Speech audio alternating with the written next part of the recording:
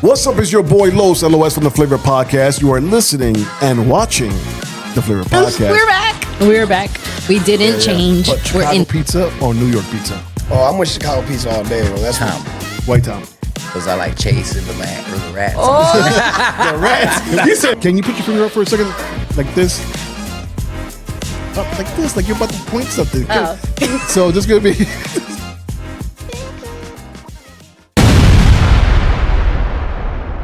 Yo, what's up? It's your boy Los LOS from the Flavor Podcast. You are listening and watching the Flavor Podcast. Yo, check it out. It is Sunday. We just finished one episode. We're starting another episode. The weather is still beautiful outside. It is hot, but it looks good when you're looking out the window in air conditioning. But it is hot out there. I'm telling you, if you have leather seats right now, you're not going to like your car. Yes, you're not going to like that either. It is that hot out here in Chicago, but we're enjoying it because, you know, you people wanted summer, and summer is officially here. Hot. Chicago is hot in the summertime. So, hey, I like the fall time. I like hoodies. You know what I'm saying? I like sweaters. I like wearing my jean jacket. But y'all wanted summertime. Summertime's here. So enjoy the summertime. Again, Liz is not here. She is on vacation. She is celebrating her birthday. Happy birthday, Liz. We love you. We miss you. We can't wait for you to come back. And we got some cool guests today, man. I went to their spot about a month ago now, and I just had to have them on the show. You guys are going to enjoy them. They've been all over social media. They have a great social media person putting their content out there. And I'm pretty sure when they come on and I say who they are, you guys are going to be like, yeah, we know that spot, or we tasted that. Oh, I said food. Oh, I'm giving up a little bit. There's a little clue there. So my hot topic for today is, you know what, I was going to talk about the war. I'm sick and tired talking about this garbage.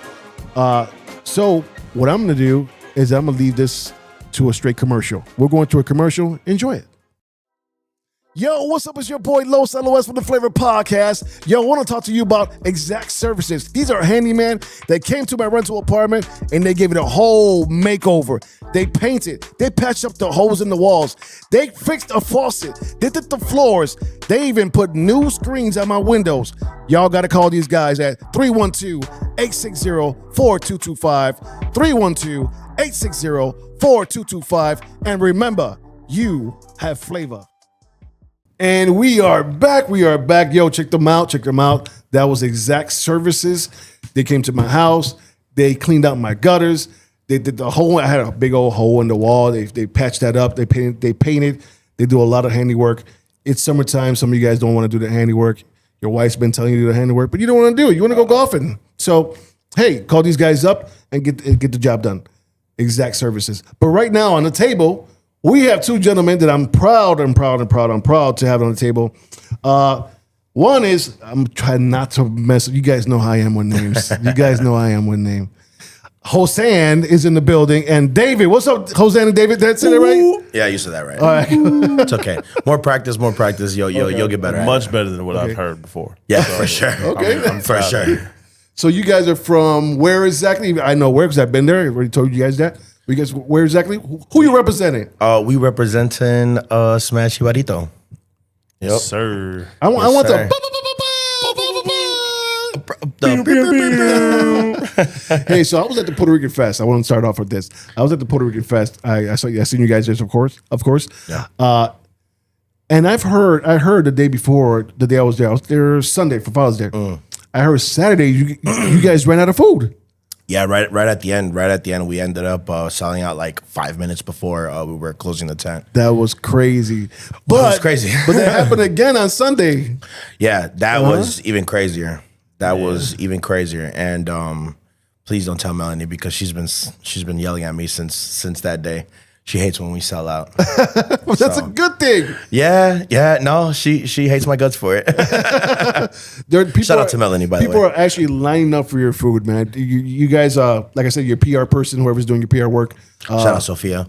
Sophia, great work. Shout out to you, man. Great work. People are finding out about Smash Jibarito, and they're coming from all over the places. I'm pretty sure the stories we're going to hear right now, people are coming from out of town, maybe even out of state to have this Smash Jibarito. So tell us a little bit about who invented this, where it come from. Let me know. Yeah. So, well, first and foremost, thank you for having us. We're getting a little bit of practice in this podcast world, and appreciate you giving us a shot to come and talk. But yeah, we started Smash Jibarito about going on 4 years now. Okay. Going on 4 years. It was just an idea cultivated in my mentor's restaurant. He gave us an opportunity to kind of display what we want to do, and I did not know what I was going to do at first. Little time period after we got the date, I came up with the idea of like doing a burger, or a really Hispanic burger. One of my good friends was making sliders for his family, Jibarito sliders, and that's where and I saw how the plantain was like round. I was like, oh, bro, that'd be great for a burger, and that's where it just kind of like clicked. Very next day, we got like some ground beef, some plátano. We smashed it, fried it. And we just made like a real simple, just regular pickles, cheese on the burger, little onion, with some green plantain. Right. I wouldn't even think about putting pickles in a jibarito. Yeah, I mean, when at first, like the first little bit of feedback, there was a really big learning curve with that. It's interesting because we eat those things together in one way, shape, or form. But for some reason, a burger was weird. It's amazing. I'm just saying, it's amazing how it tastes. And I told you guys this when we were in the other room, that I went in and me and my friend got singles, right? Because you guys they make singles and doubles. And Facts. Right after me and my guy Booby, shout out to Booby, we had him. We said we both need doubles now. we felt cheated with the single one. We're like, no, this is way too good just to be a single, and a double one. I was gonna go for the third one, man. Man, you should have gone. But I felt like I need to stop. Yeah. But they're so good. Appreciate. Do you season them a different way or? You know what? We have a. I don't want to give out no secrets. Yeah, no. There's, we don't gatekeep. Okay. We definitely come up with a simple burger seasoning recipe that we throw on top of the patty once we're searing them. But we don't really season the meat prior to or before. Okay.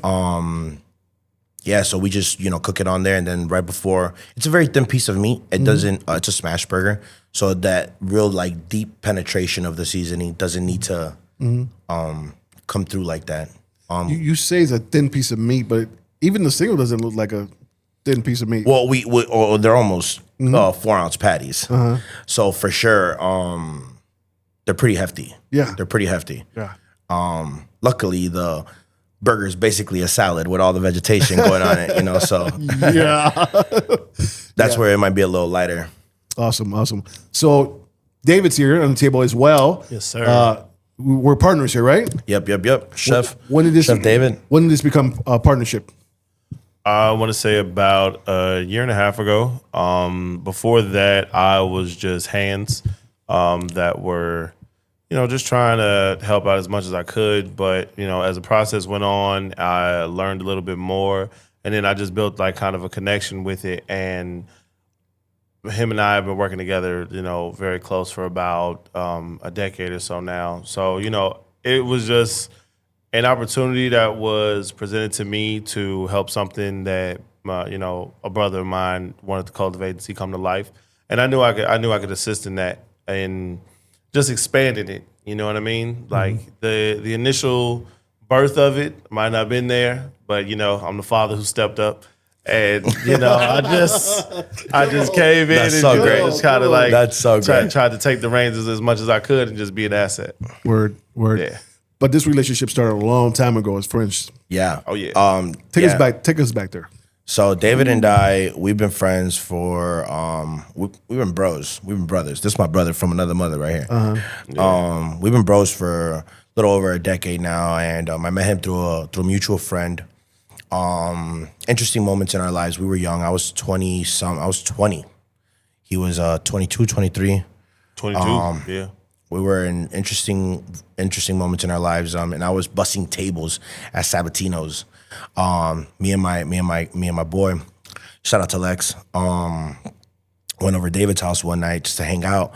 and he was talking about trying to get into a different work industry. He was not liking where he was at, and I was like, listen, man, it ain't the post office, man, but you know what? I can show you how to bust some tables, man. So lo and behold, he came, interviewed at the job.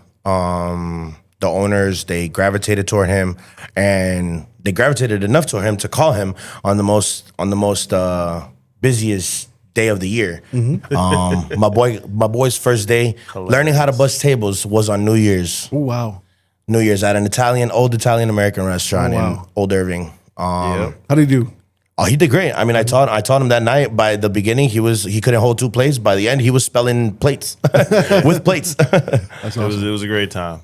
So and it was kind of my like turning point of like my career was the beginning actually, because I could have chose the work at the post office for 30, 40 years, have a bunch of kids, do the old the cookie cutter quote unquote American dream, or I could risk something. You know what I mean? I could quit my job after my first shift of my new job and just like not turn back. And that's kind of what it was. It was just, food had always been my thing. You know what I mean? Like, since, I remember that. I grew up Husky. So, it's just something that was just in me, like from a long time. And, most of my jobs, like before the post office, were mostly in food, like, fast food, coffee shops, little things that just like, I felt like were an introduction to it, to whereas when he brought me on, I just felt like he just swung the door open and said, you make this decision whether you want it or not. Word. And I took a long time, like all of like 2 hours to decide, but like, yeah, dude, I was just like, man, I'm just gonna go for it. And I really haven't turned back since. Like, Facts. 2015, New Year's 2015 was like the real like turning point of like, all right, I'm gonna dive into food, I'm gonna go into it full time, and nothing else matters. Yeah. So it was interesting. Yeah. It was an interesting experience, and it kind of skyrocketed just like my faith for just risking stuff and just having a good return. Yeah, it's super interesting, like thinking back on it now, like not knowing what, like the innocence behind like going into an industry that you don't really know, because food industry is a very hard industry to work in labor-wise. And it's interesting to have that kind of like innocent mindset of like, man, I'm going to dive into this and I don't know what to expect. And typically the industry is a pretty hard place. It's not the greatest industry to, walk into. Yeah. But that's an interesting mindset, like listening to it. Word. So what got you into the restaurant that you guys are in now? We'll talk about the other one, the restaurant you're in now. What's it called? Hawk something? Desert Hawk Bar. Desert Hawk Bar. Yeah. What got you guys in there? So we were actually, so about a year to date, no, a little bit more than a year actually today. We had a couple residencies at Spilt Milk and Omarcitos. Shout out to big bro Omar. Yeah, he was here. Yeah, I know. I know. I definitely studied his interview before coming on He had here. a great interview, man. Oh, bro, he articulates so well. Bro, he shot my show Yeah, on that one episode. Man. Yeah, he did a great job. He does great things, man. So we were there, and Ray, the owner of Desert Hawk, he ended up sending me a DM. And at first I thought, I was like, because he sent me off his personal page, and he didn't have too big of a presence. So I'm like, man, I'm getting catfished over here. And I remember I was at Omar's with him, and we were just like, doing business and stuff, regular business. It was so he shot us a DM. Ray shot us a DM. We ended up going to see the bar that night. I'm very urgent when it comes to like business and opportunities, and I just felt like that particular opportunity needed to be pressed. So we ended up going to see the restaurant that night. Ray was telling me about what he wanted to see for a food program here, et cetera. And I told him, I was like, look, I got a burger concept. We're looking for a home. We're at the point where we need that level up. Yeah. So, we ended up meeting that night. We hit it off. Like, I want to say like 2 weeks later, we were signing a contract to come on board. He found us on Reddit, took a chance on us, loved what we were doing, and that's kind of like how we got to Desert Hawk. It was a very quick, very, I don't want to say effortless, but it just felt very, very smooth. I've never seen something like that before. That was the first time for me to walk into a bar and then there's a restaurant in the bar that doesn't belong really to the bar. It's a different entity, but it's in the bar. You guys are working together. Yeah, that's the first time for me to see something like that. Yeah, it's definitely the wave. At least for me, being on this side of the industry, I've been in the industry for the last 10 years, but only 3 of them have been on the restaurateur ownership side. So just looking at the market in that regard, a lot of pop-ups have cultivated over after COVID. So definitely bars. I mean, it's a smart play for bars to contact a small local business trying to get up. Yeah. Excuse me. Trying to get up, get some notoriety, get some consistent business, because a lot of the pop-up business is very hustler. It's very like everyday digging, grinding. Most deaf. It's definitely interesting for the industry to be in this place where you could have a little burger concept like ourselves and just get put into a position where we actually have the opportunity to create and really show off what we got going on and build a community. Build a community past what we've already put into it, bring some awareness to the area, bring some culture to the area. So it's an interesting y'all time. bring the culture for sure. I'm pretty. People coming from the west side of Western to the east side of Western, so you're definitely bringing that culture inside that place, the establishment. Yeah. Do you get that a lot? Like, where are all these Latinos coming from? At first, we kind of had like the stigma of like being a pop-up and people still wondering where we're gonna be at. Even to this day, we've been a year, 7 days schedule, same address, same everything, and we still get asked, "Hey, where are you guys gonna be at next time?" And I'm like, so it's just kind of like the influence we've built over the last few years.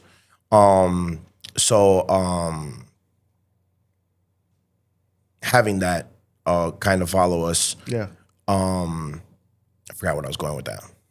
Well, I love it because when I went there was a Filipino guy sitting at the bar, and me and my boy Booby we asked him, hey, because he was having a sandwich. I'm like, hey, yo, is that good? Right? That's funny. And dude was like, hell yeah, it's good. You got to order this one. This one's the best. Well, he was pointing at it. I guess he's had it there before. Yeah. And just looking around and watching people, not just Latino, loving the food. And I love that because you brought something from the hood, right? From the other side of Western, into the east side of the Western, and people are actually loving it. Yeah. Not just the Latinos, but everybody else. Yeah. That's a great thing, man. Yeah.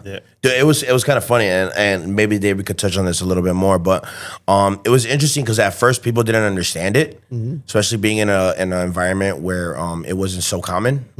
And it was interesting because people were like, dude, why would I put it on a plantain? Like, I want a burger. I'm like, dude, just trust me. Just trust me. Put on a plantain. Little by little, like, because we also offer buns. We also offer buns, and little by little, we started like kind of switching over, like, we're predominant bun burgers to like people selecting plantain for their burger. Right. So it's super interesting because we'll recommend it and then we'll see them and then they'll be like, oh yeah, this is it, bro. Like for sure. I thought it was weird at first, but now it's like, bro, I can't stop. Right. They're like, what? What just happened to me in my taste buds? What just happened? That's exactly what that burger that I don't even know. Is it a burger? Is it a Jibarito? Definitely a burger. Okay. Yeah, definitely try to stay in the burger universe. Okay, burger because of the meat.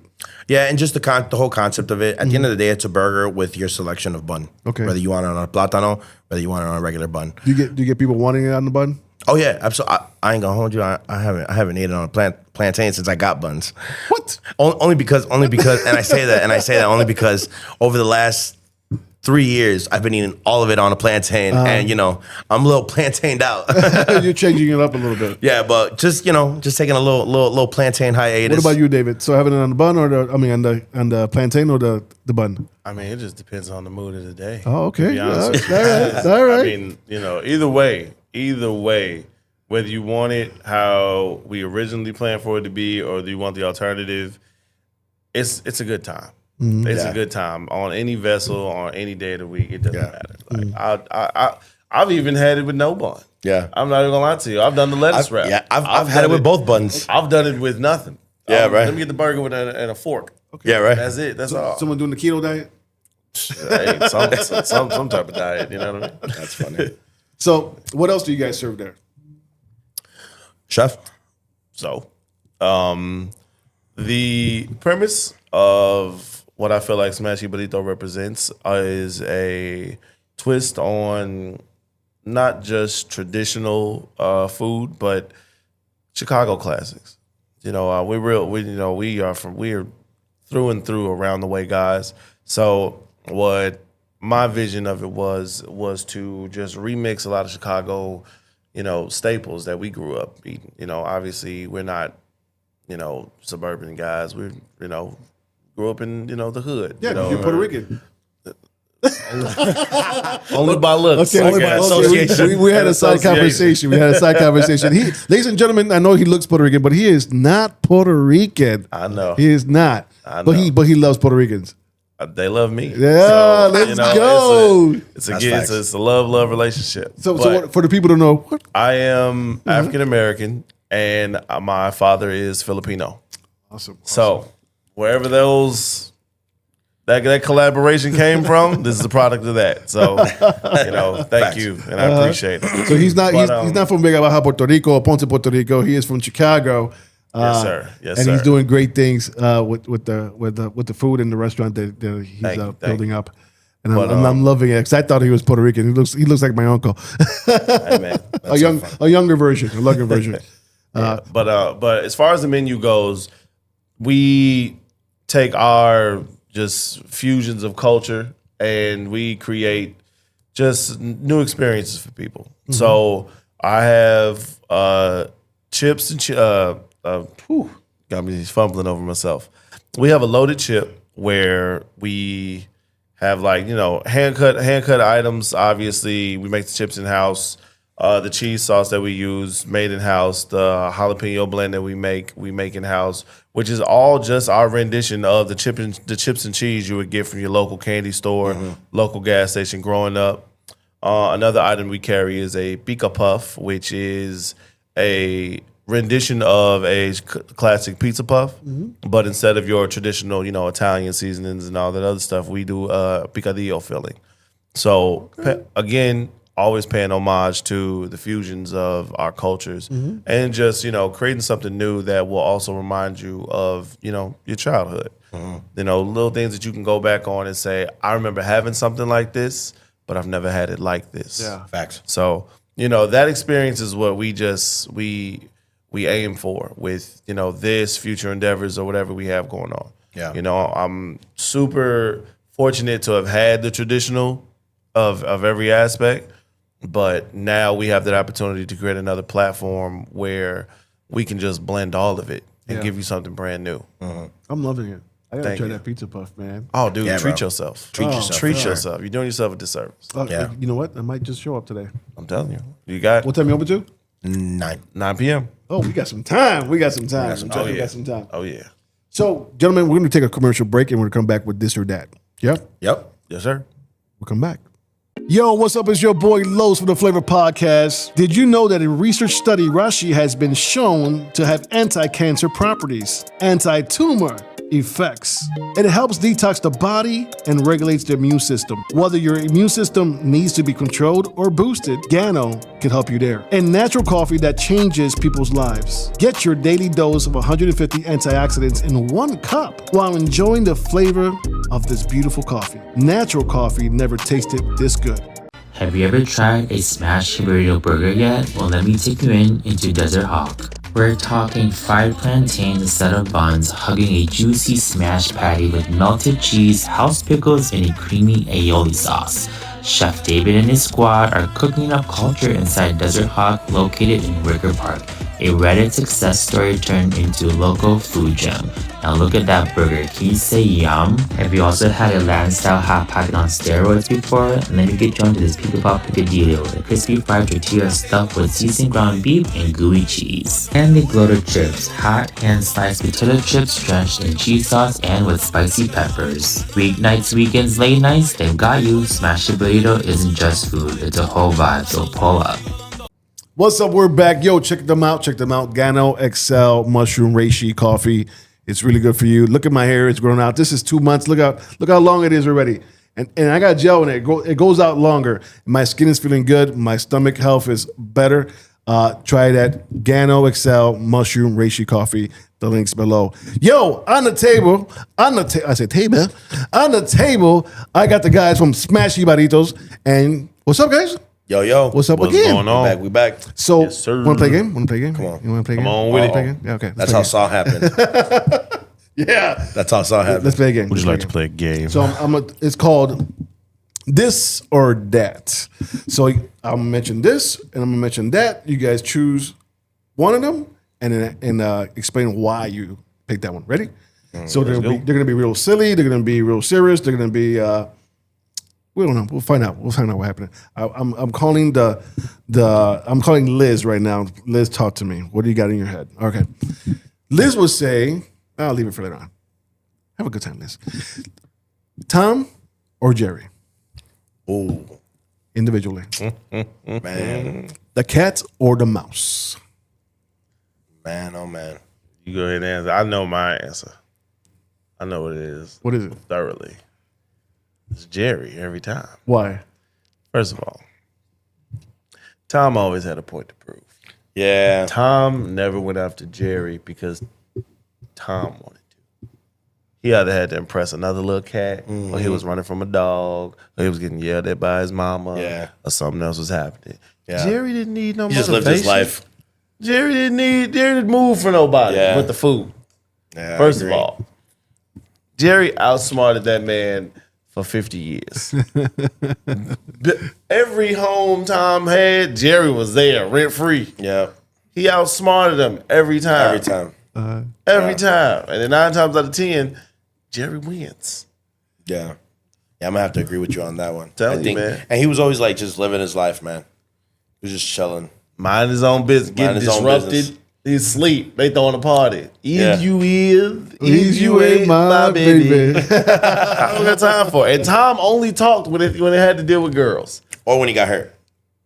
But you guys don't see screaming Jerry as the troublemaker?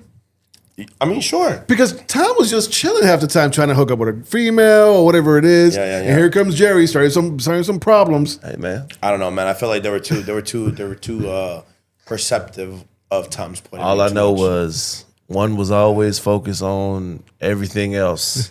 Yeah. And the other one was focused on that cheese. Okay. Every time. So we was always worried about. Them get the cheese with the holes in it. That's so funny. Okay. So favorite episode. And I kind of feel like I know it. Man, bro. I can't even give a favorite episode. What about the one with his uncle? The one with his uncle. The guitar. Oh, man. Guitar. I'm holding Heaton, having Crembo. That's so I think I lost Guitar string. That's so fine. I think I remember that episode. Oh, Actually. man, dude. It's too many. Then, like, my boy Spike, the dog. Yeah. That's my boy. Every time him and his son, first of all, single father. Yeah. Okay. So funny. Always held it down for his It's boy. so funny, bro. You know what I mean? You got a little Spike. Yeah, I love this. I did like Spike. That was my favorite time on Tom and Jerry Looked for sure. out for his kid. This is the best Tom and Jerry one ever. I love this because you broke it down. Oh, I yeah, he like broke that. it down. Tom Jerry's- My boy here's yeah. a big movie TV buff. Bro, all tattoos from here to here, all movies. Okay. Yeah. Okay. And also, it's how my dad learned English when he first got to the States. Okay. Three Stooges, I Love Lucy, and Looney Tunes. Okay. That's how my pops taught English. So, I mean, I was taught English. So, oh, yeah, I deep dive in all this. Word. That's cool. All right. The next one. Dun, dun, dun. Chicago Sox or Chicago Cubs? Ooh, I'm a North Sider, baby. I'm a North Sider. Okay. So Chicago Blue. why? I'm a North Sider. I'm from Logan Square. Okay. Just Yeah. because of that? Yeah. Okay. All right. I was born and raised on the Cubs for sure. Okay. South Side till I die. Yeah. You know what? And you know what? The Cubs winning that World Series was amazing. It was Yeah. great for the city. I'm so glad it happened. Yeah. But I was in like 7th or 8th grade when the Sox won. What? Shout out Mr. Volvis, wherever you are, because that man was the Sox fan. That's funny. The Sox fan. I'm talking. They won the next day. We didn't learn nothing. You know what I mean? We just sorry, I didn't mean to put your job on the line. I don't know what you're doing in life. But listen, that man. Shots fired. We won the World Series, man. Summer started for us. Word. That's all I'm saying. He's about to hit you with a cease and assist. Yeah, whatever. Listen, you made your decisions. You understand? Live with it. Okay. So, Chicago Bears or Green Bay Packers? Oh man, Get out. Hey, let's go. Shut it all down right I'm now. so sorry. I'm so sorry. down. Cameras over right now. I need an answer, gentlemen. I need an answer. Okay. Well, I think we got gave it. our answer. Come on. Okay, man. so I'm gonna say, why? I mean, Listen, it's the only heartbreak I can deal with every year. every year, Understand? every year. It's the You- only one. good. You guys like suffering? Oh yeah, yep. Suffering. Well, I don't like the suffering's cheese. real. That's what you're implying. You love cheese. 'Cause I know you love This cheese. your man's? You brought me on for this? Oh man, my bad. I Bro. thought we came to have a good time. This is blood feud. I'm just saying, you know, the winners. So, Batman or Superman? Batman. All day. Oh, both Dark of you guys. Knight. Why? Yeah, the Dark What? Knight. First of He all- got all the answers. Sway. First of all- he got all the answers. Okay. No matter who you are, he'll figure it out. Okay. He's gonna figure it out for sure. Superman. Lost also. Superman's not even his like secret identity. Superman is who he is. His portrayal of the human race is Clark Kent. He sees us as feeble. He sees us as all these other things. Oh, interesting. You know what I'm saying? This is going deep. Batman- Interesting. My boy here, man. Batman He does his is thing. us. You understand?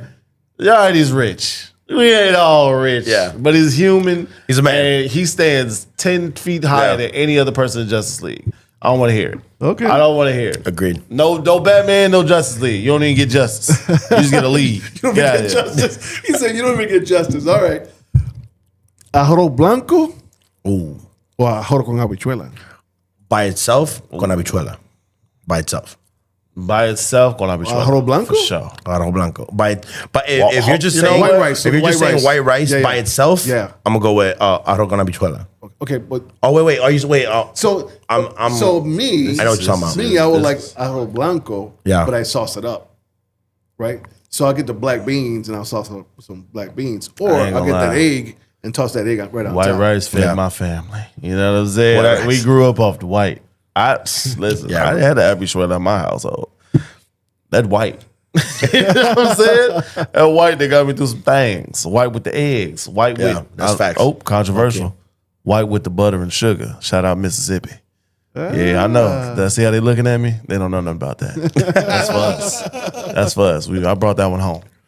White rice. So we got white rice on this side. I'm definitely going with the habichuela. Habichuela. Okay, Yeah, that's okay. cool. All right. All right. Cool with that. I need a little, you know, that collaborative in my mouth. I look at white rice, all I see is an open canvas. Yeah. You know what I mean? I'm doing anything with this. Yeah. Hey, shout out to white rice Shout out white rice, man. because I mean, you know, I'm a fan. I'm still a fan. Word. So, I got stumped right now. Oh, here it goes. Hip hop or R&B? Ooh, R&B. R&B for sure. What artist? Now or Period. then? Period. I'm a big Usher fan. I ain't gonna lie. All right. Confessions was the first album I ever bought ever. Okay. Yeah. All right. You know, not gonna lie. It's the hardest question we've had today. R&B is, I can't choose an R&B artist. R&B as a whole. Like a time. I think It's about a just time man, with R&B. The 90 between the year was 82.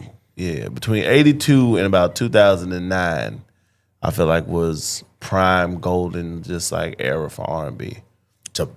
I'm telling you, it's a second round of baby boomers. You know what I mean? Because we had Casey and JoJo. You know what I mean? We had, it was just too much. Drew Hill, get a little full Usher for sure.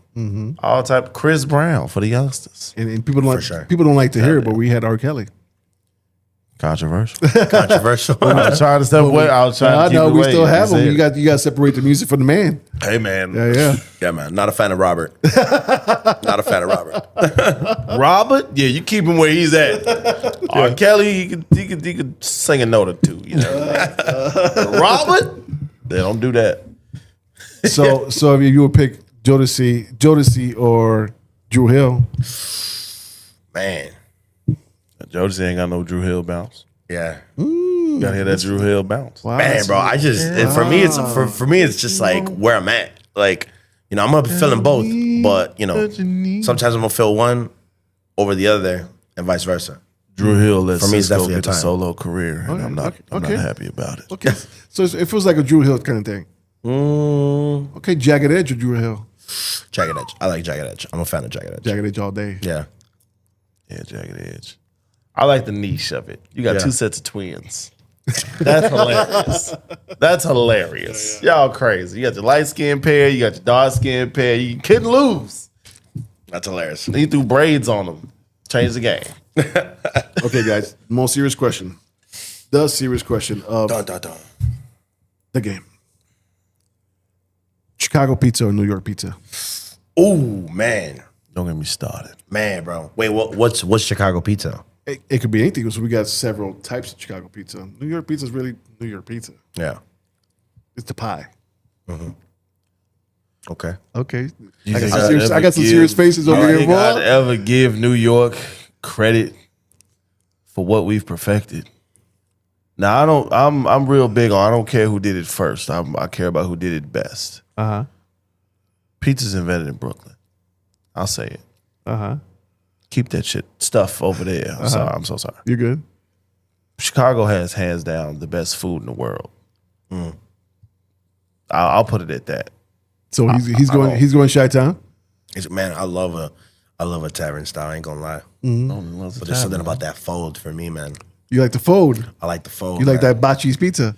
No, not bocce. That's not New York. That's not New York pizza. That's right. When I look Have you- at have you- New have York you- pizza, it's Bocce's. Have you had? Yeah, I've Have been you there had- a lot of times. Where you been? I don't know, whatever was at the corner. No. Listen, man, you gotta go to Brooklyn. Recommend the You place. Recommend the you place. gotta stop at Luigi's. Get Luigi's the in Brooklyn. pepperoni. Okay. Get the pepperoni if you want a little razzle dazzle on it. Put the chili flake on it. You know. This is the first time Bro. ever in about 80 shows that someone picks New York. Man, I love New York pizza. Shout man. out Paulie G's. Shout out Paulie Wicker G's. Park and Wicker Logan Park, Square. yeah. Man. Shout out Italian Fiesta. So, Yeah, so I that was said my next question. From where?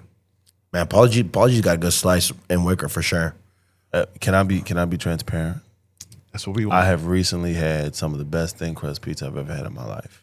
And I've been in Chicago for 30 all my life. 30 my life. Vito and Nick's. Vito Nix? Really? Vito. Okay. See why I said that? He ain't had no Vito. That's the first time Vito Nix. Listen, Vito Vito, Nix. Had it. Vito and Nick's, you got to go half sausage pepperoni, half Italian beef and jardiniere. Okay. Treat yourself. You sound like my Before pastors. That's so funny. we have any more pizza conversations, got to try Vito and Nick's. Italian beef, jardiniere on the left, sausage pepperoni on the right. Then we'll come back to the pizza topping. All right. That's Topic. True. Gotta try Luigi's in But Brooklyn. Chicago over In New Brooklyn. York every day. Luigi's. All right, Who is man. Luigi? Bro. Nah, son. You need a new food experience in New York.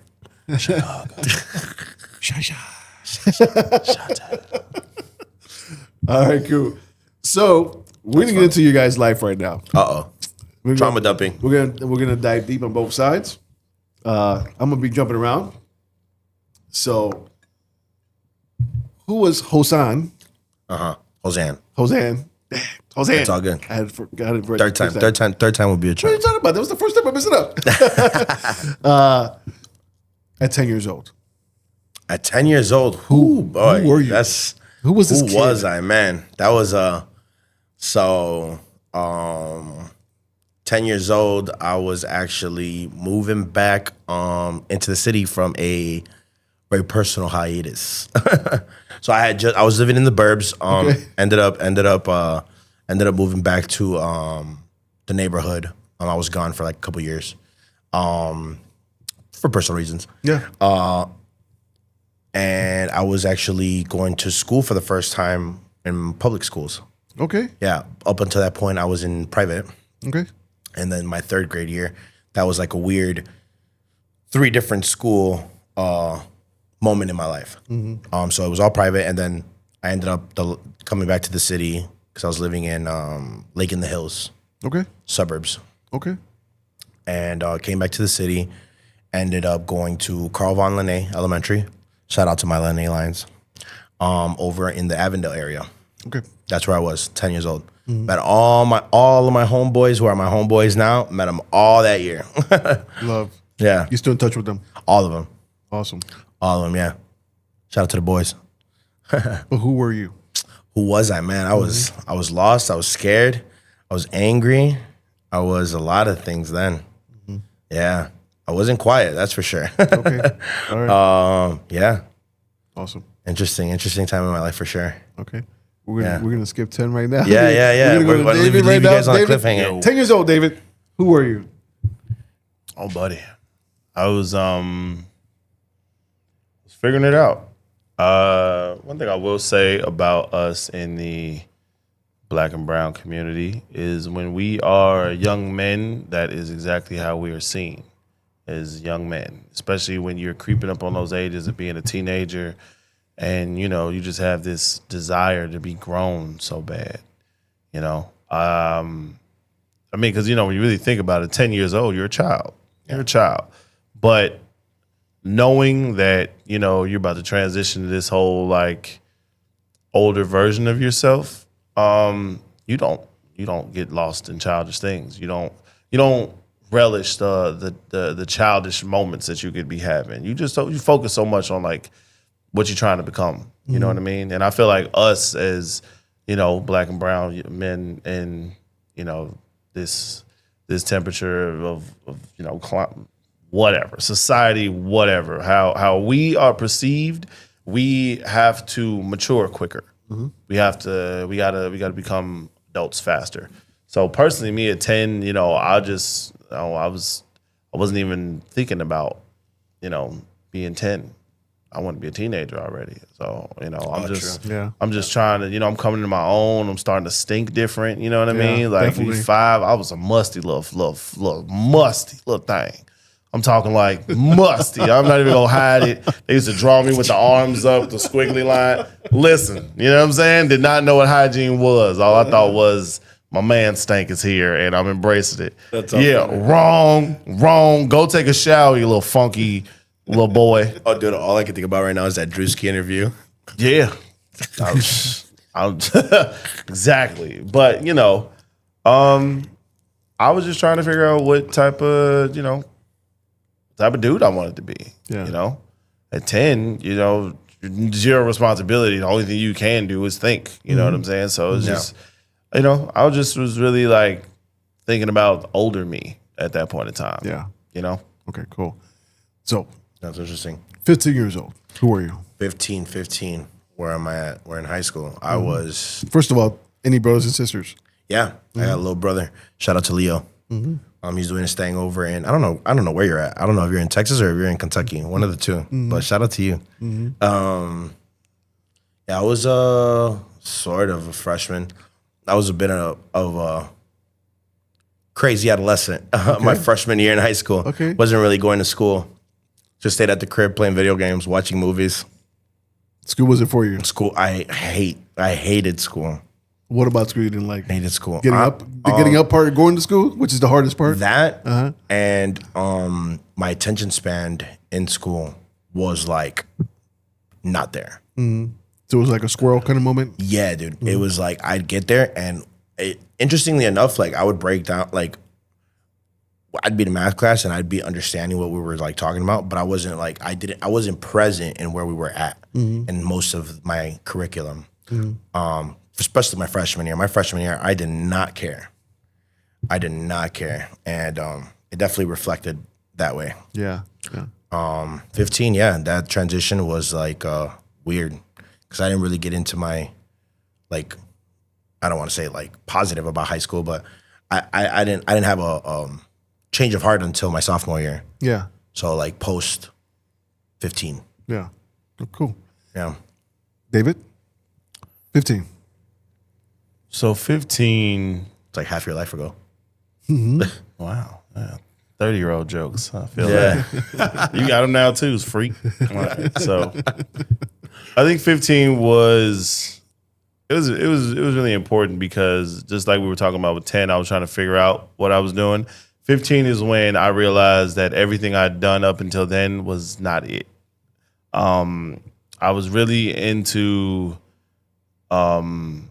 being like an aggressor of like just people, you know what I mean? I don't know. I felt like I wanted to be tough. I would really suppress who I would like wanted to be. Like I'm not gonna self-proclaim myself as funny, but I will crack a joke every now and again. And 15, I felt like I was a little more serious, a little more like, grr, look at me, like, dude, you is a punk. You know what I mean? Like at 15. So it was right after that where I was like, all right, I think I'm gonna start playing sports. I think I'm gonna start, being comfortable in my own skin. Yeah. You know what I mean? It was the end of the front that I was trying to put up. That I was like the super like tough person. Like no, it just wasn't it. But 15, it was interesting because, like he said, my freshman and sophomore year in high school, the work was the least of my problems. I was so like sheltered when I was like younger that it was more so that I now saw a different type of freedom that I had. And those first 2 years of high school are the biggest like testers of what you're actually gonna do with some type of independence. Yeah. And I took it the wrong way. You know what I mean? I took it as if not like in a negative standpoint to where like I took it bad, but I misused it to where I didn't build trust with my parents and like older people around me. I built like, this dude's sneaking and doing this, he's sneaking and doing that, untrustworthiness. So it was just like, I just felt like I just reached a point to where, I just wanted to be seen a little different, So at 15 is kind of just where I decided it's like, all right, now you get to remold this and you get to choose who you want to be now, whether you want to keep lying or actually tell the truth about like, who you really are, Yeah. So siblings? Yeah. I have an older sister and 2 younger brothers. Okay, cool. Yeah. Shout out Dev.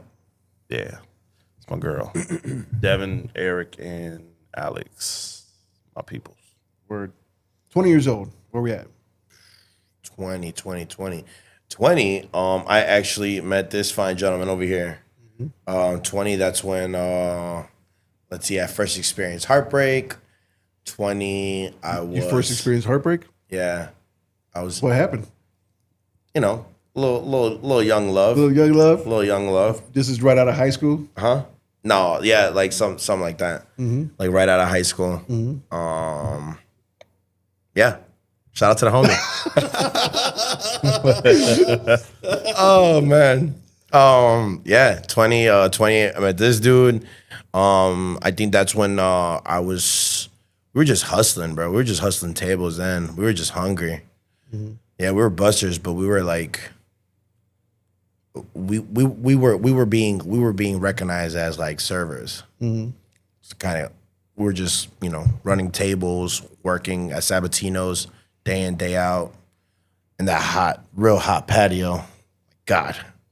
Lost a lot of weight on that patio. Yeah, bro. And the one shift, you freaking finish 3 pounds lighter. Wow. Literally losing weight by the day. I was getting fined about a day. You know what I'm saying? it was a problem. I ain't gonna lie to you. That's funny. The heat was something serious. Something serious, man. So working hard at Sabatinos. Working hard at Sabatinos. But besides work, what was your other life other than working? Man, I was chilling. I mean, most of the time it was just working because we worked nights and Sabatinos was a very traditional spot, so we'd come in early. So I was just sleeping, to be honest. 20 years old, staying up at nighttime Still living with moms at the time? Still living with moms. Sabatinos was in Old Irving. I was in Logan Square, so taking the bus, the Pulaski bus north. in my headphones, you know, listening to whatever hot mixtape was out there, you know.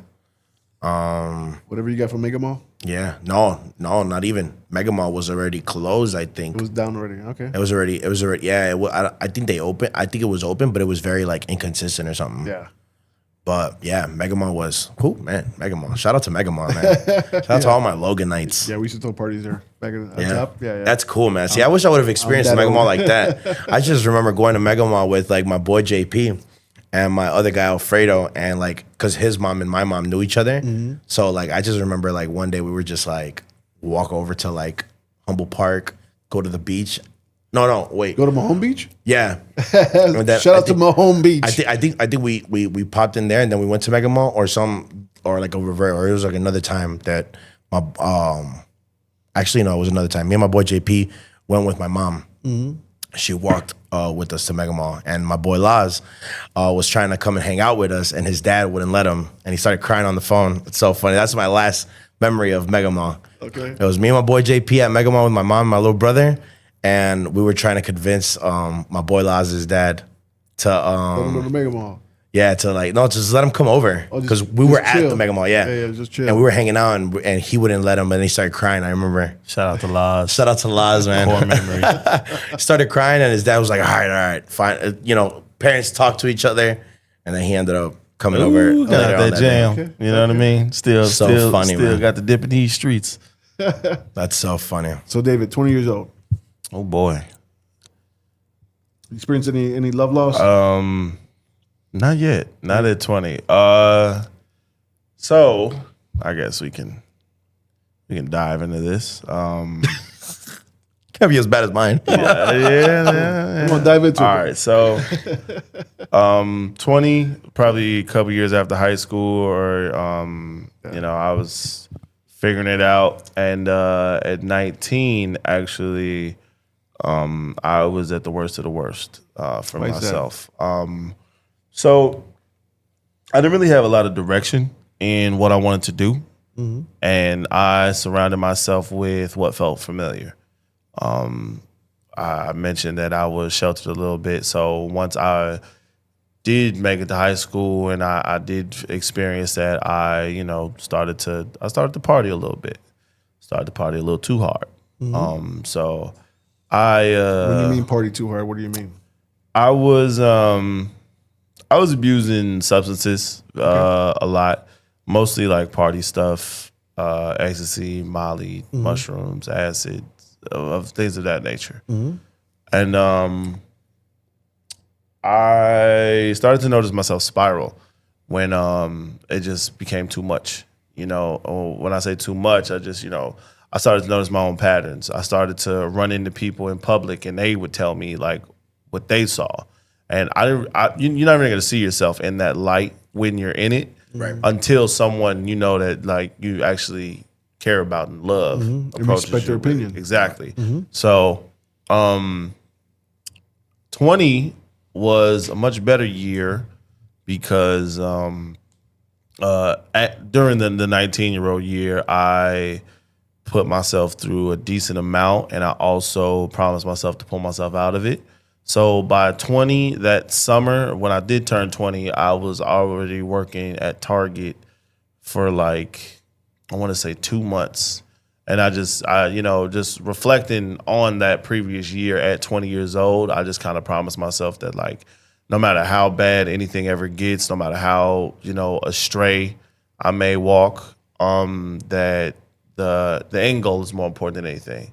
And my end goal was just me being in the industry that would, bring me joy. Yeah. Food, pretty much, was what kind of saved me. Because my first job ever to start my culinary career was actually that year. And I got a job in Pizza Hut inside of a Target on Addison and Sacramento. And that was it. You know what I mean? It wasn't even about the food because it was all frozen. You know what I mean? I don't really care about no frozen pizzas. Pizza Hut.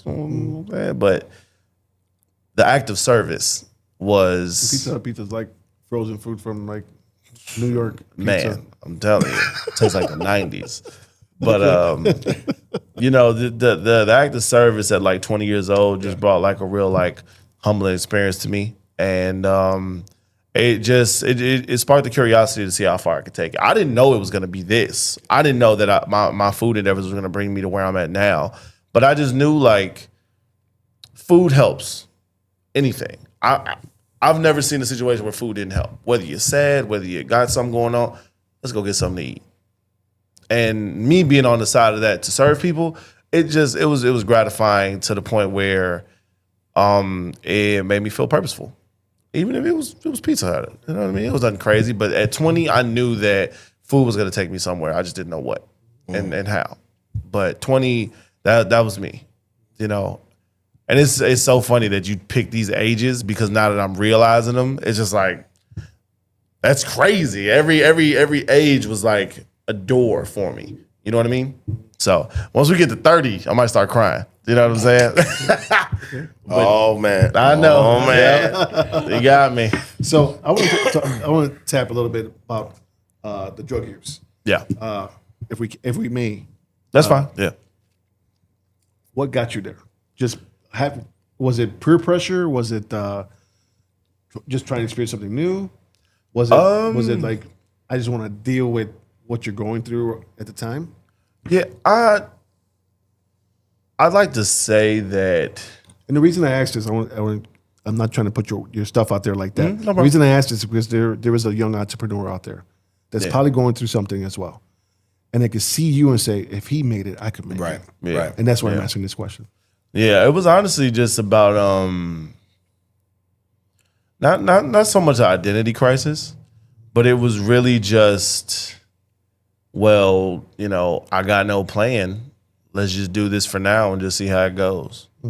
Because again, I think at the time I just really wanted to like be welcomed by just not anyone, but people who I felt like me.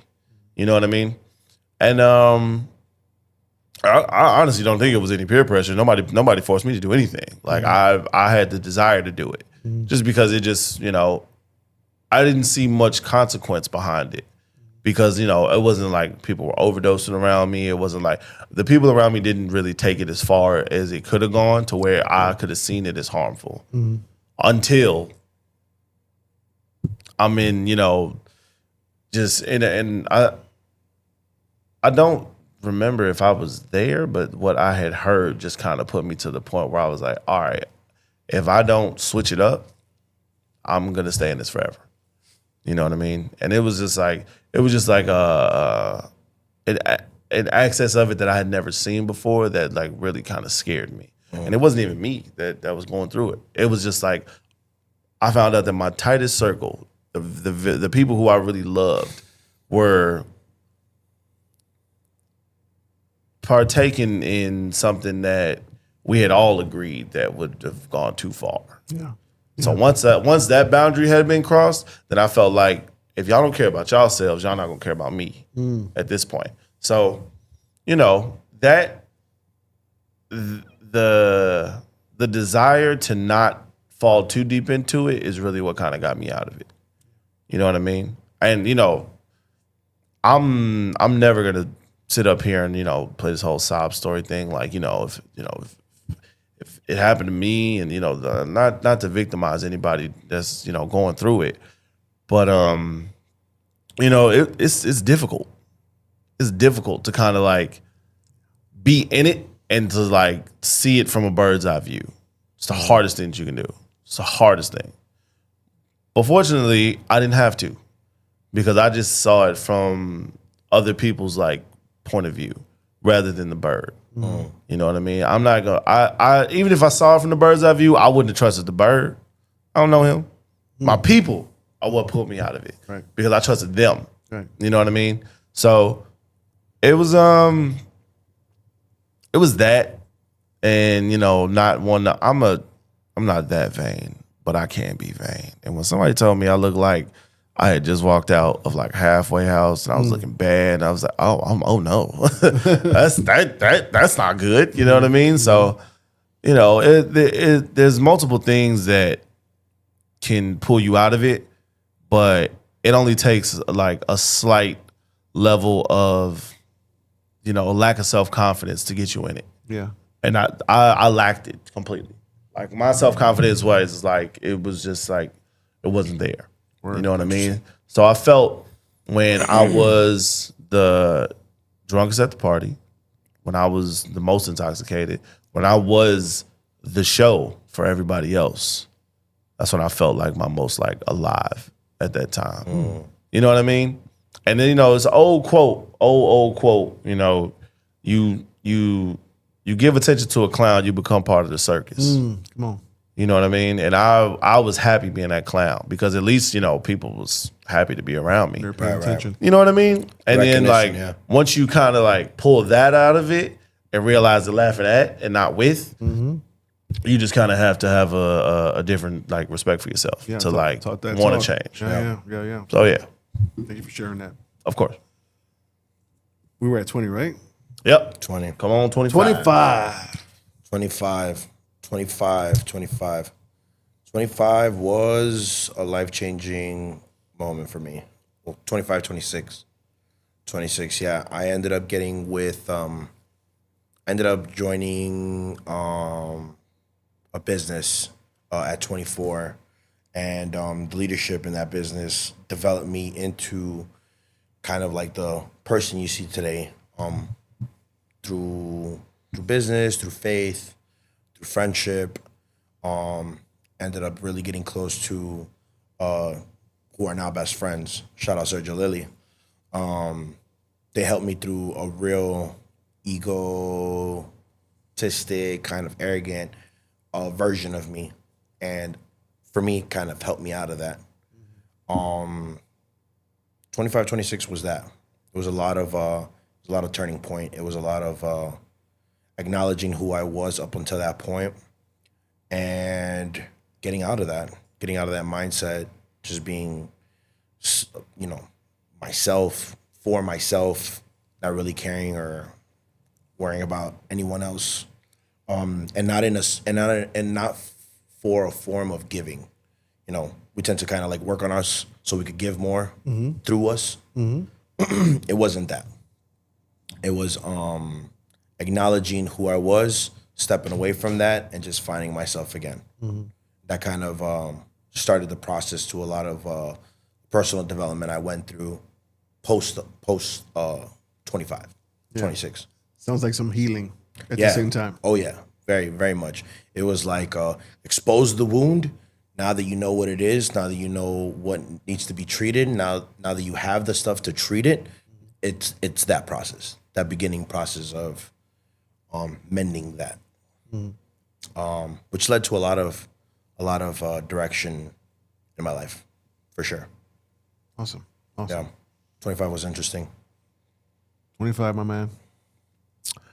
Well, this is the only year I didn't have anything crazy happen, to be honest with you. 25. Because we waited at 30. Go ahead. Yeah. I'm telling you, the 30 is the one. But 25, man, I felt like I was living the American dream.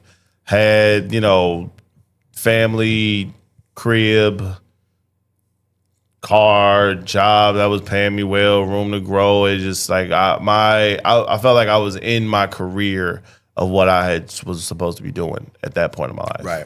Yeah. So like at 25 for me, 25 was real like, oh, we got it.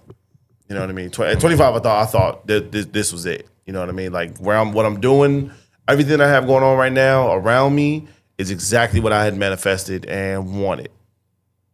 Word. Yeah, that was 25 though. 30 is a thing. You know what I mean? Yeah, but yeah, that was 25 in a nutshell for me. All right. R.P. Harambe. That was that year. You're so funny. Dang, my boy. You're so funny, bro. You got my engineer laughing. Watch your back, children, people. This guy said Harambe. And 2025 is crazy. I'm just saying. That's hilarious. So we're hitting 30, my man. 30. This was last year. What was it, last week? Last week. 30 was like interesting, man, because 30 was like half like just, my 30th birthday was like very celebrated by a lot of loved ones. Felt a lot of love. My business had taken a turn right before that. So this is Smash Jibarito year 2 or post year, like going into year 3. and it was a reflective year for me because it was very the first year and a half was very productive. Not that year 2 wasn't, but year 2 definitely showed me like, all right, this is what happens when you're not prepared in business. Come on. You know? Yeah. So it was half of that, and then half of like, it was like a third of that, and then a third of like kicking and fighting through that, and then being blessed with new residency, new opportunity.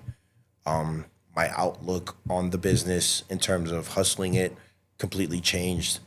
How I recruited and how I kind of painted vision completely changed. The whys changed. We ended up getting a little bit more of a workforce, so my why involving them changed. Because I do a lot for the team, or at least I tried to do a lot for the team. And it was just like a year of just like 3 different seasons all in one. And at the beginning of it, there was a lot of fear, there was a lot of questioning, there was a lot of lack of confidence. To the ending of that was very stern, very confident, very sword in hand. Things look brighter. Yeah, for sure. What did you do different? Was it because I know a little bit, was it a spiritual thing? Yeah, spiritual. My faith for sure developed. My path with my faith for sure.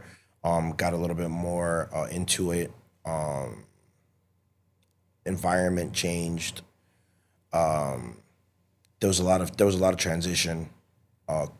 Going into 30. Relationship didn't work, and then got into another relationship. Didn't really work. Probably said too much a little bit about that, but it's okay. It's all good. But yeah, it was a lot of learning. A lot of learning.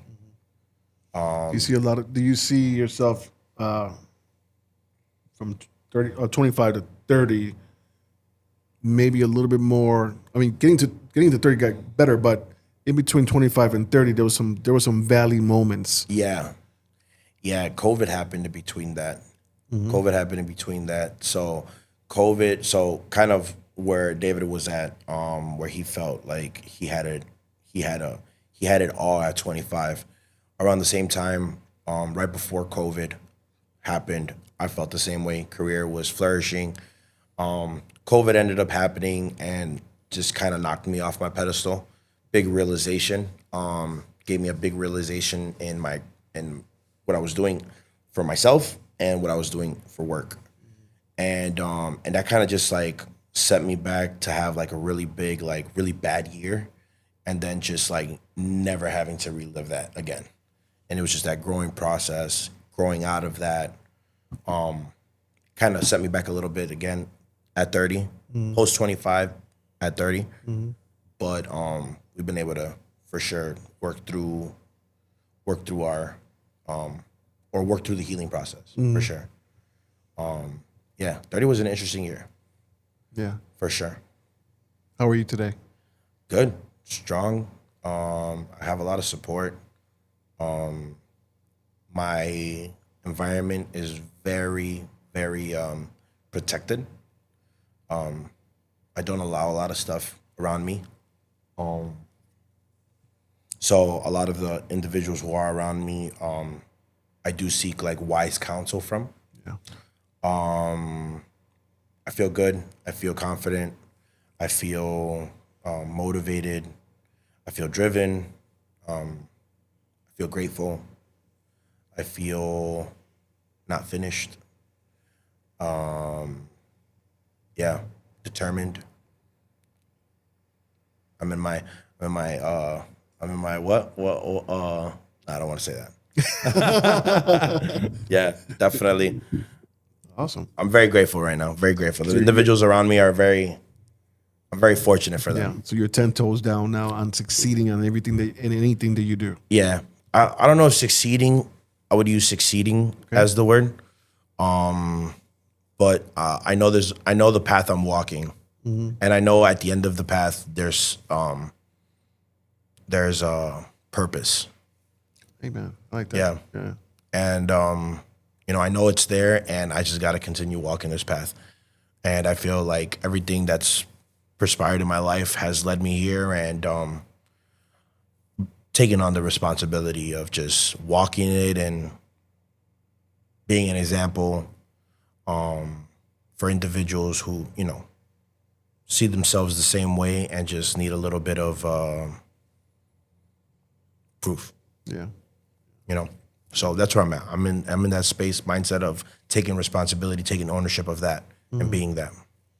So if there was a young entrepreneur watching the show right now, what kind of advice you would give them when they're going through not just hurdles in their business, but also hurdles in their life? Yeah. What kind of advice would you give them?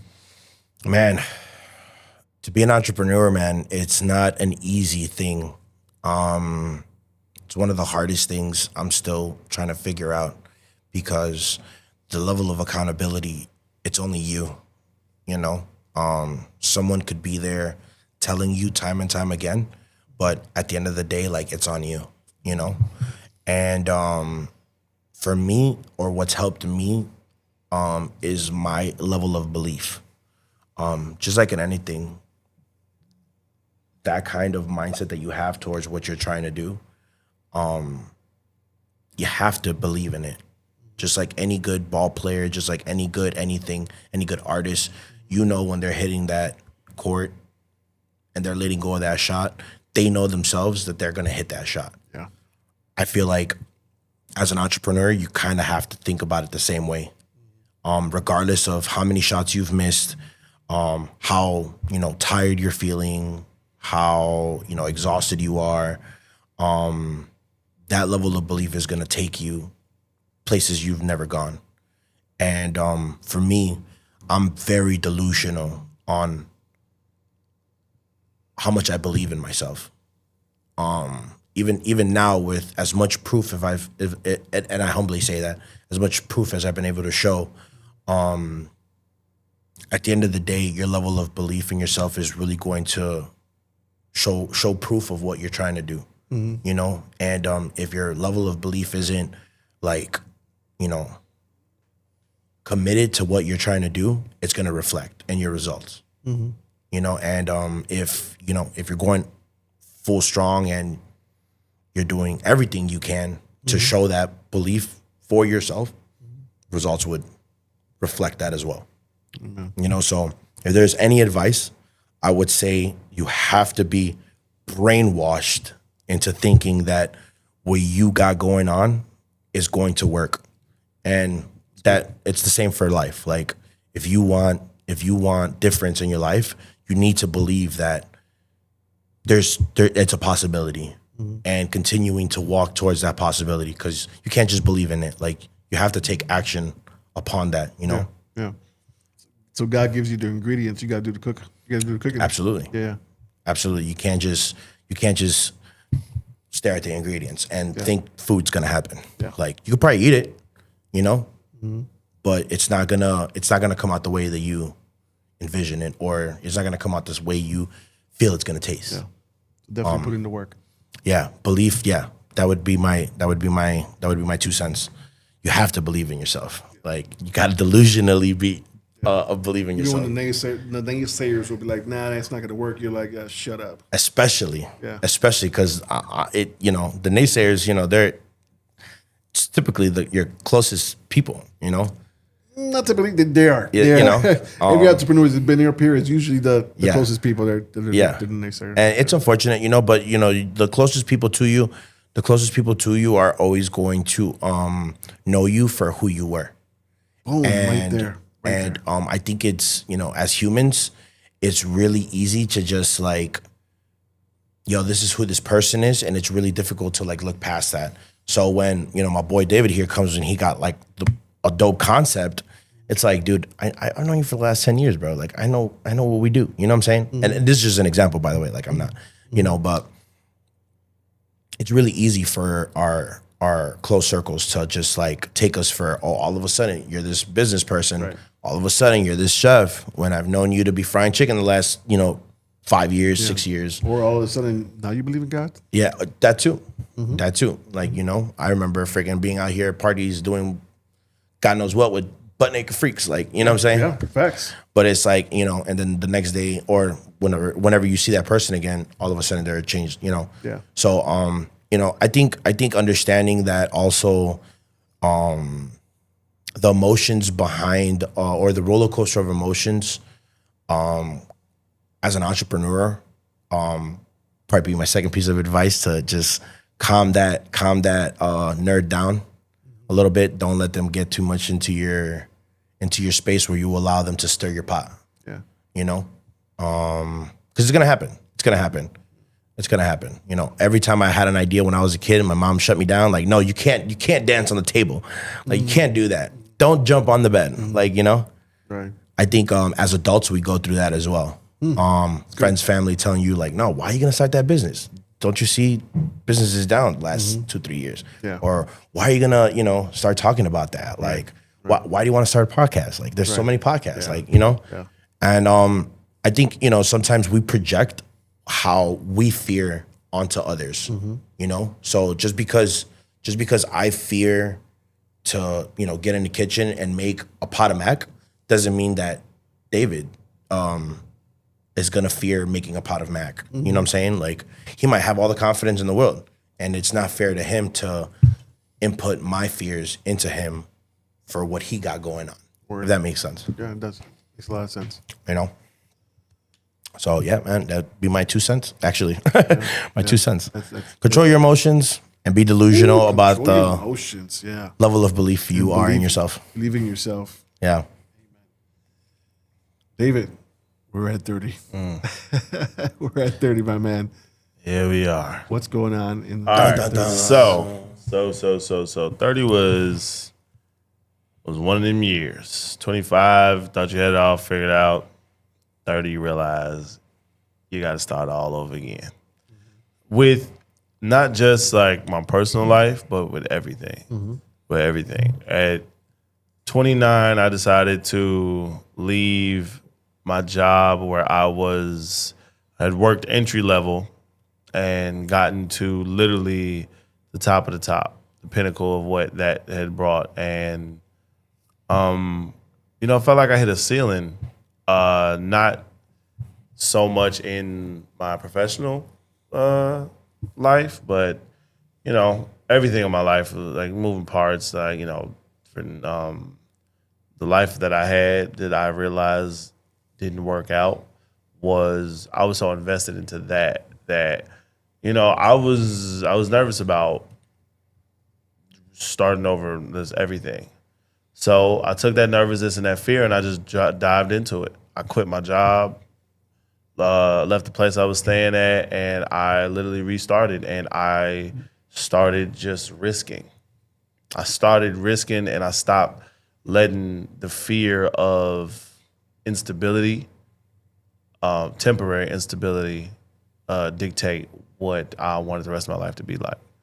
So at 30, I don't know what it was exactly, but I did what a lot of people I feel like should do, and you should just start counting on yourself. All the fear I had, all the everything, I used it. I started going to therapy because I was afraid of therapy. I started doing, odd jobs out anywhere because, I hated that.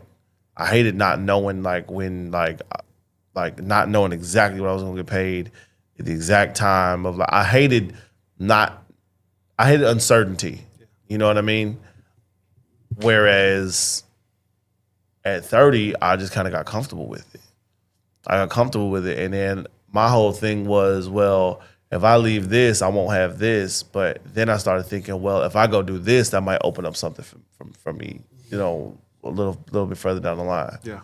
If I risk the time that I can spend here building for somebody else, I can take the whim of betting on myself. So a lot of risks, a lot of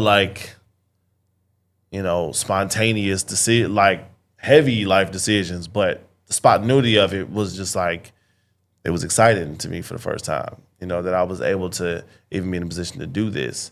And that curiosity just kept throwing me in different places until I decided this is where I want to be. This is what I want to do. And this is how I'm going to do it. All at 30, I kind of looked at that as like I stopped believing in coincidences. I stopped believing in I'm just doing this because this is what I'm supposed to be doing. I stopped believing in all of that. Yeah. And I started to try to create what life I wanted. You know what I mean? And early 20s, you're gonna do all the things you felt like you missed out on in your teens. Mid 20s, you start realizing none of these things really matter. Late 20s, you start kind of like understanding, like, okay, I had whatever frivolous fun that was supposed to be, but let's collect all the stuff that I learned and let's try to make something. Yeah, let's try to make something now. Now, honestly, that's not everybody's life. That's not everybody's story. But that's called maturity as well. Yeah. Oh, there's a word for that.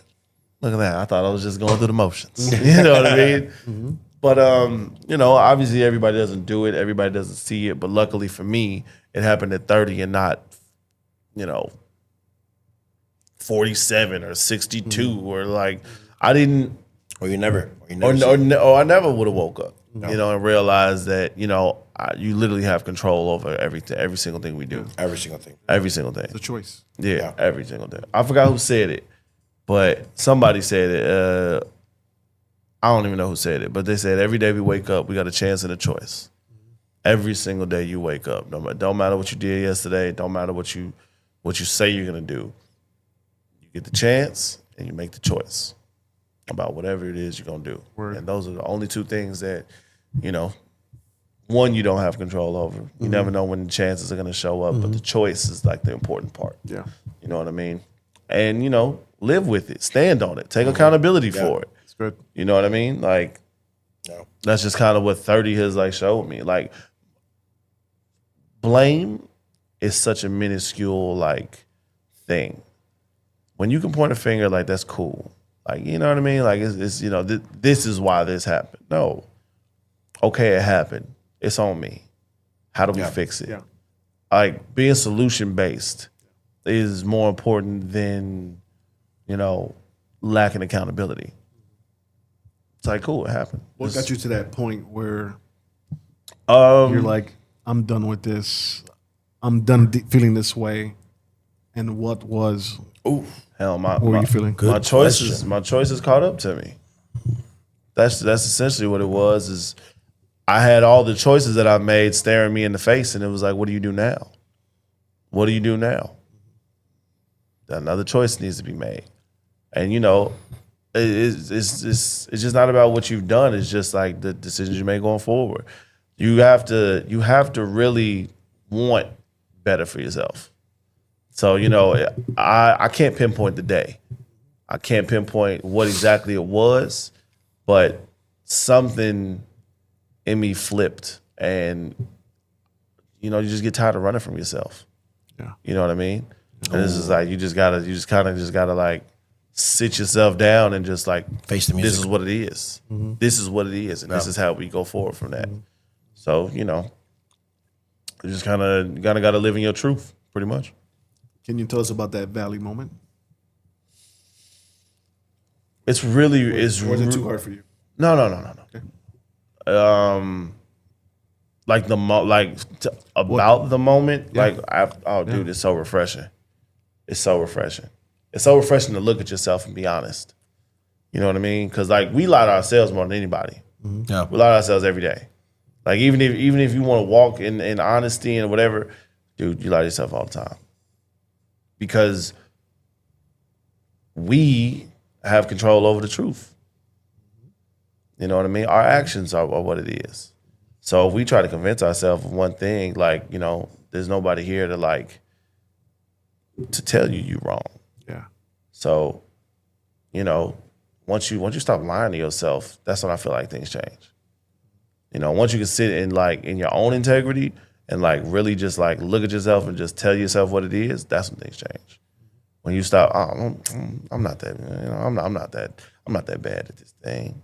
Everything they're saying can't be true. You know what I'm saying? All these people, like, this conversation sounds very familiar because it's how we cope.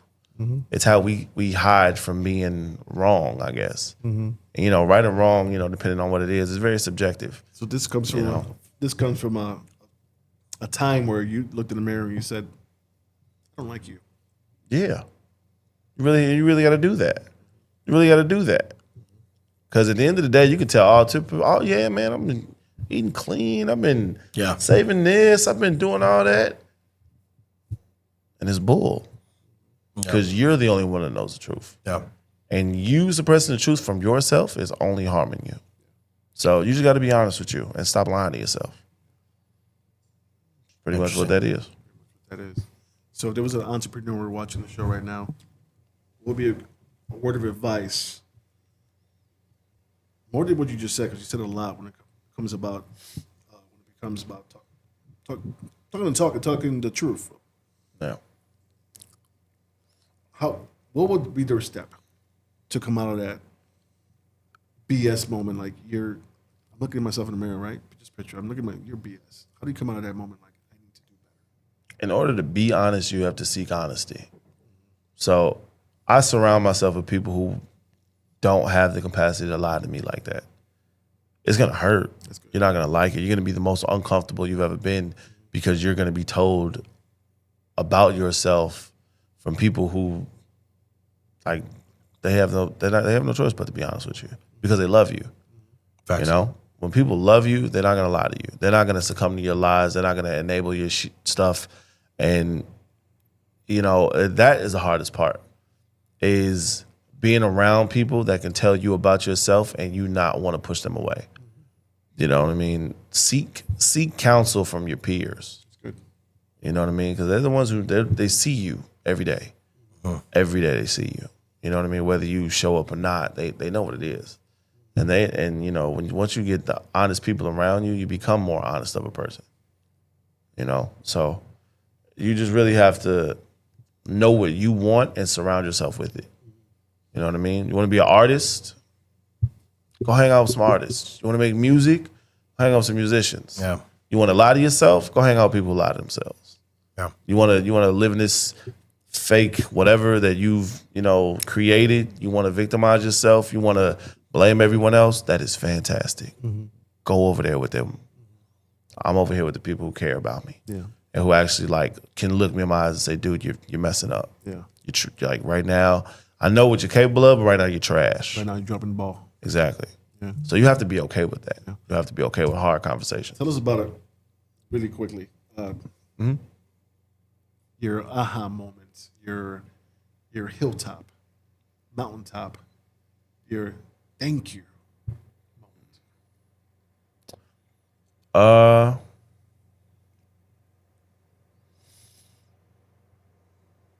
I think when I became an owner of Smash, that was one thing that I chased, not specifically with Smash, but I chased it. But I chased it all the wrong way. All the wrong way. This what we're doing is the best that I've felt in my career as far as the goal that I'm trying to accomplish. So I think just watching what we've been doing is, once I dived into it, that was my aha moment. Because it's all right, 12 years wasn't for nothing. That was it for me, to be honest with you. That was it. That was the biggest thing. So this friendship right here means a lot. Oh, yeah. Because I don't see it as just, I hated this dude at one point in time in my life. I don't see it as just a business. No. Nah, it's my brother, dude. Alex, I don't see it as just a business, but the friendship is actually helping heal actually the both of you guys. Because you guys could just talk to each other. Y'all could talk to each other without saying the BS. Thank you, bro. Yeah. And say what you said earlier. Yo, you dropping the ball. You messing up right now. Oh, yeah, without a doubt.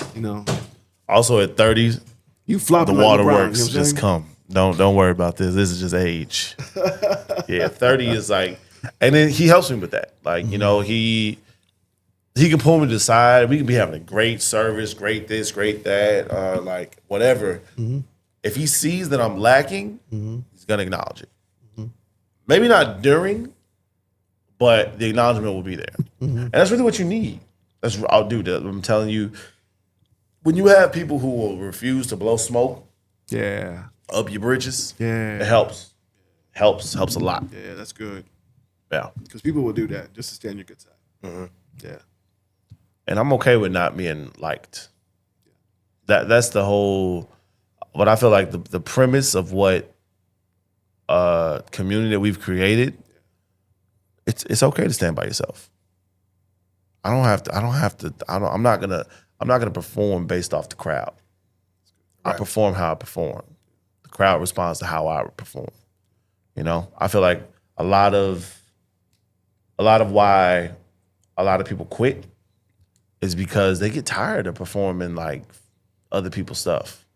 They get tired of it. You know, they get tired of performing for the crowd. The crowd don't like you. You got to adjust what you want for the crowd. Don't do that. I can't do that. You know what I mean? Then we lose all credibility of like what we've built. Yeah. That's awesome. I love the team here. What about the rest of the team? Man, Oh, dude, we're like, we are. we're examples of how great they are, to be honest. You know, the girls there, Sophia and Melanie, they were like the first to like start with me. And Sophia, she came in after Puerto Rican Fest 2 years ago, and she just came wanting to try the burger, and she's vegetarian, so we have a vegan vegetarian option. Okay. Well, I was going. And, Where are you going with this? Yeah, so she's a Okay. vegetarian, so she came out, Word. did a video for us, went viral. That was the first time we experienced viral TikTok. Awesome. So immediately following that, she was like, "Man, like, you know, want to work with you." I was like, "Man, I kind of want to work with you too," but this is my first time working with a content person ever, and it was just barely after our first year, and she got on board, started managing our social media pages, and then Melanie shortly after came after she saw me like so scrambled with my business, and yeah, both them girls have, you know, distilled the belief in us that can't go without being thankful for. Yeah. You know, even when I wasn't making any bread and it was like difficult to like pay them, they were like, "No, don't worry about it. Like, we got you. Like, just keep doing what you're doing." That's what I'm Okay? talking about. That's what I'm You talking know. about. You heard that, Alex? Alex, you heard that? Hey, shout out to the girls, man, because they for sure, you know, whenever the lack of belief is starting to come up, you know, Yeah. they do not Got your back. they do not hesitate to, Because they believe in yeah. you. You They know, do not they hesitate see to the remind vision. us. You painted a perfect vision for them. They're like, "Yeah, we could dig this." yeah. Well, they help cultivate that vision for sure. I You heard just it here say, first, folks. You want to scale anything, you hire women. and shout out to the girls, man, and Jasmine too. Jasmine, Chef Jasmine, she's last year we were doing a event at Spilled Milk called Plátano y Tortilla. She has a tremendous story. You have to definitely get it. I'm not even gonna tell her story because I want you to interview her. Definitely talk. But you know, she's been a great support. Also, big sister. You know, keeping me grounded, keeping me like, keeping it real. One of the few individuals that, you know, and she's like, yay high, but she is not scared to like tell me about myself, man. Yeah. So it's very appreciated. She takes up some space when she walks in the room. Oh yeah, she do, and she's all like 5 foot something. Tremendous talent. Yeah. Tremendous talent.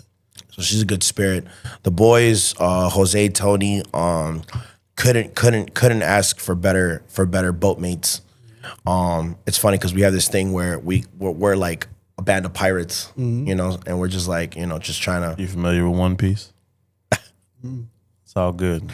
You learn. You know what I'm It's an saying? anime. One day. Okay. You gotta get up on it. That's why I was like, It's all good. Probably Alex says he watches that stuff. Yep. So For the One Piece lovers out there, how we envision our system, Josean is Luffy for us. It's King of the Pirates. It's my boy. And the goal of us individually will be met when we all succeed. When we take Smash to where it needs to be. correct. Smash is really the Luffy of all of it. Or it could be, you know what I mean, Thousand Sunny, Cheers, whatever, however you want to do it. But Pirates nonetheless. Yeah. Loyalty, like throughout. Like Tony was a guy who came to us as a former leader and he had the desire to be led. Mm-hmm. That's what we look for. Yeah. You know what I mean? I don't look for employees to like move around. I look for leaders to replace. That's Yeah. dope. That's Like dope. that's the only way any of us can grow is if we make our replacements. You know what I mean? And I want them under us to make their replacements so they can grow. You know what I mean? Like I don't think since being at Smash we're just in the business of just like picking up just any Joe Schmo off the street. And mind you, one of our lead kitchen guys had zero kitchen experience. I don't care what he says about Mariano's, whatever. He had zero kitchen experience. Oh man. And I trust him with it all. Yeah. You know what I mean? So it just kind of speaks on the integrity of what we're trying to create and like what the people we attract. Yeah. We haven't, I mean, we've never been in the business of recruiting people. People just, they come to us. They've recruited themselves. Exactly. And it's not to say like, we're this big thing where like everybody wants to work for us. Like the right people find us. Yeah. You know what I mean? And we try to do, everything that we can to just, pour into them and build them up.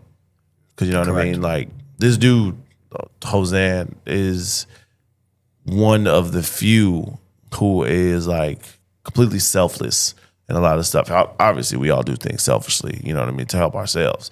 But he'll eat last to make sure everybody else is fine, like is taken care of. He'll learn about you to try to help you. You know what I mean? Whereas a lot of people would learn about you to try to take from you. Wow. Okay. So All right. I like that one.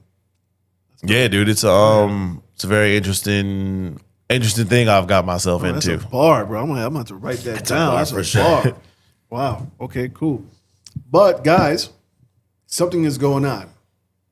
Dope. Things are moving around. Yeah. The chess board has some chess pieces moving. Oh yeah. Mm-hmm. Stressful as Josean, hell. what is going on? Man, we're just cooking burgers, man. That's it. No. So, Smash Jibarito's opening a restaurant. We're gonna be crossing over Western into Paseo Boricua. Big shout out to Jesse Fuentes and the PRCC. Shout out to Jesse. Love Jesse. Love Jesse. And the PRCC Honorio for just kind of like, kind of directing us to the neighborhood and just saying like, hey, listen, here's a home for you if you want it. We're here with open arms. And you know what? We took that step and we decided to walk with them and bring Smash Jibarito to Paseo. And we're excited, man. We're excited. That little corner spot, man. I'm so excited, man. I can't wait to have people on the patio. Dude, we're excited for you to be there, bro. Everyone's excited for you guys to Appreciate be that. there, man. This is a big thing for you both, man. Yeah. The neighborhood's sir. excited. The Yeah. community's excited. The culture's excited. Man, Chicago was excited for this move. That's funny, bro. You're on the other side of Western right now, and we're like, our brothers are home. Our brothers are home. That's scary to hear. A lot of responsibility. I'm in the community, and this is what I'm hearing, man. Yeah. Everyone's excited to have you two there, man. Well, big shout out to the This is community, This is a man. big Excited thing. to be there. Yeah, we're definitely excited to be there. Definitely Definitely excited looking to be forward to seeing what kind of like, community we can cultivate inside of Yeah. what is already like a monumentous like neighborhood for us. So, there. Yeah, super excited to come excited, big things, man, big things. You know what's gonna be the craziest? You know what I think about? Bro, 10, 15 years down the line when you're looking at all these kids that used to feed when they were short. Yeah. They're like, hey, yo, this is my kid. Oh, bro. Oh, bro. Dude. I can't wait for those stories. It's gonna be so cool. Like the man. 10 year, like the 10 year It's gonna be people. so cool. Who like you start off as kids and then like 10 years later you see them with their little kid, Crazy. bringing them to Smash. Eating That's the same that's burgers. dope. That's nuts. Is this honestly- how McDonald's feels? I don't know. You know what I'm waiting for? I'm waiting for like some high school kids to get into it, and I'm just like, hey, quit that, like I'm here. I'm ready for the knockoffs. The I knockoff. want some knockoffs. What do you mean? I want whack banana burgers to Oh, drop everywhere. no, man. No. I listen. Man, I love that. Inspiration is the highest form of Inspiration is the flattery. You know what I'm greatest. saying? Yeah. I always say. I said that quote terribly wrong. What was that? Oh my God! He was trying to be smooth. Imitation is the highest form of flattery. There we go. Always My bad. imitated, but never duplicated. You know what I mean? Yeah. I got my wisdom mixed up. But there's something else going on as well. It's just just not one spot. No. It's something going on. David, tell us about it. Yeah, David, tell us about it Well, without giving out the whole menu. in the natural nature of Josean and David, I guess we are taking some hometown classics, or just trying to create something new, something fresh. So there is a taqueria popping up in Wicker Park, specifically Desert Hawk, and it will be called Canto. So Canto will be a Filipino-inspired taqueria. Oh, come on. Brought to you somebody. by Chef David. Brought to you. I mean, I'm gonna put together for you. You know what I mean? You gotta come I'm get just it. I ain't I'm bringing just it to in you. the back holding up the defense sign for my boy here. Yeah. So that's something exciting that we're working on. Obviously, the Smash move is big, but just in our nature, just trying to create something new, but also remind you of those flavors from back home. Yeah.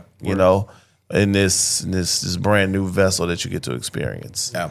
I'm not no flash, no flair, just good food, good community, and a great new experience for people. Yeah. Just to kind of chime in a little bit on that, David's been working with me for like the last year. And when we started this, he knew where I was at in terms of the business and, growing it. So for me, this is kind of like my way of like saying, hey, yo, you've helped me so much. Like, I think it's time for you to go off and kind of, I think I want to make room for you.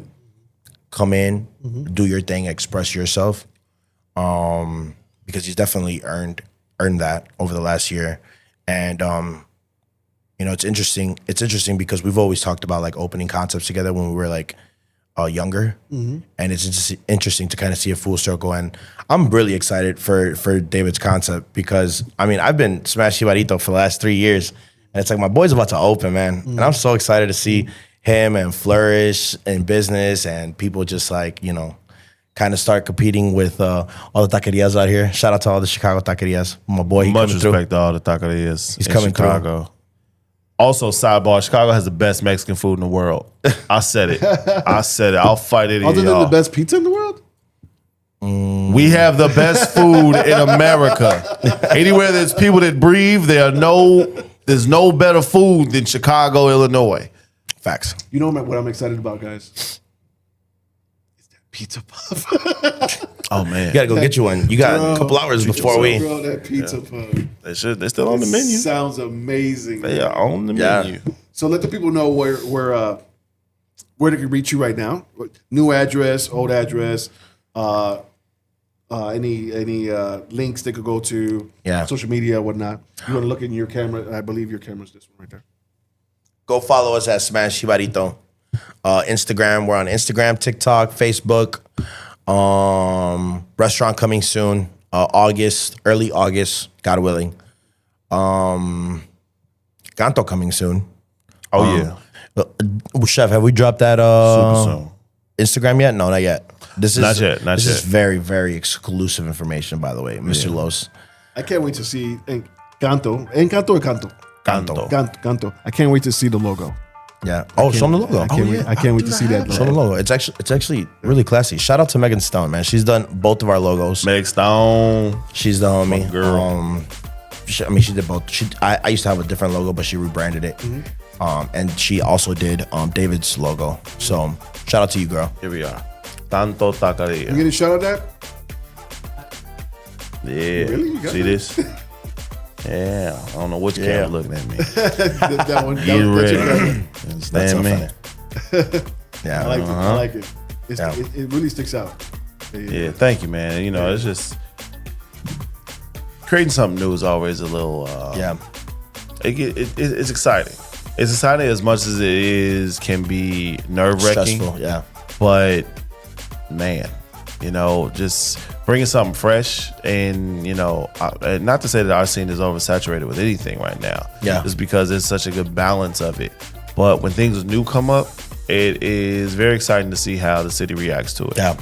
So Yeah. I'm excited to see the reaction. Yeah. Definitely. Very, very cool. Well, I'm excited you guys were on the show. Yeah. Thank you. Thank you thank so you much for for having having us. us. I've been man. looking forward to Appreciate it. this.